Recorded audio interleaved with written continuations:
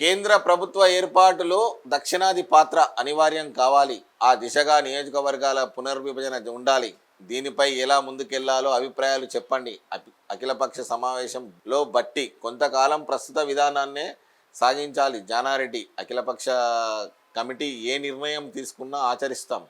నేతలు భేటీకి BRS BJP గైర్హాజరు. కేంద్ర ప్రభుత్వ ఏర్పాటులో దక్షిణాది పాత్ర ఉండాలి.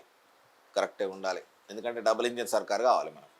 డబుల్ ఇంజిన్ సర్కార్ అయితేనే ఇక్కడ రాష్ట్రంలో అక్కడ దేశంలో రాష్ట్ర అభివృద్ధి జరుగుతుంది. సో దేశాభివృద్ధి కూడా జరుగుతుంది.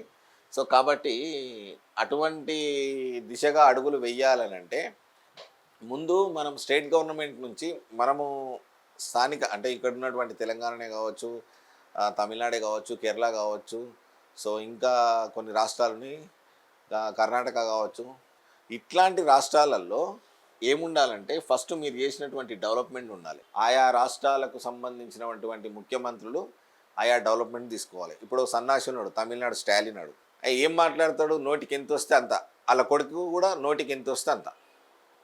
అటువంటి మాటలు మాట్లాడితే రేపు పొద్దుగాల ఓట్లు ఇవ్వలేస్తారు. సన్నాసి మాటలు మాట్లాడితే, అట్లాసుంటి మాటలు మాట్లాడితే ఆ సన్నాసులకు ఏం తెలుసు అంటాడు. చూడేమో డైలాగ్ ఉంది, పందికి ఏం తెలుసు పాండుపోవడర్ వాసన అన్నట్టు. అట్లాసుంటోళ్ళకు ఏం కూడా తెలియదు. దక్షిణాది పాత్ర ఉండాలి. ఎట్లుండాలి? మీరు మీ చేతులలో డెవలప్మెంట్ చేసుకుంటే ఇక్కడ వచ్చినటువంటి సీట్లతోటి అక్కడ డామినేట్ చేయొచ్చు.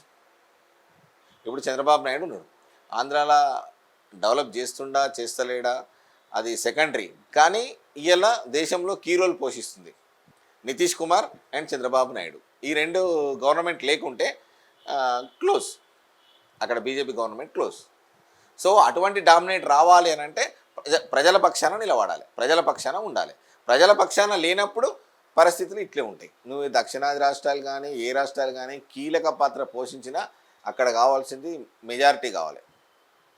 ఇంకొక విషయం కూడా చెప్పదలుచుకున్నా, ఇవాళ మీది మా గవర్నమెంట్ వచ్చింది, మేము అన్ని సీట్లు మాయే అని తొడలు దరుచుకొని చెప్పారు, దెబ్బలు దరుచుకొని చెప్పారు. మీరు ఏమైంది?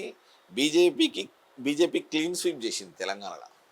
కానీ ఆ ఒక్క లీడర్ కూడా ఏ ఒక్క లీడర్ కూడా క్షేత్రస్థాయిలోకి వెళ్ళి ప్రచారం చేసింది లేదు. ఎందుకు వచ్చింది అని అంటే అక్కడ మోడీని చూసి వచ్చింది.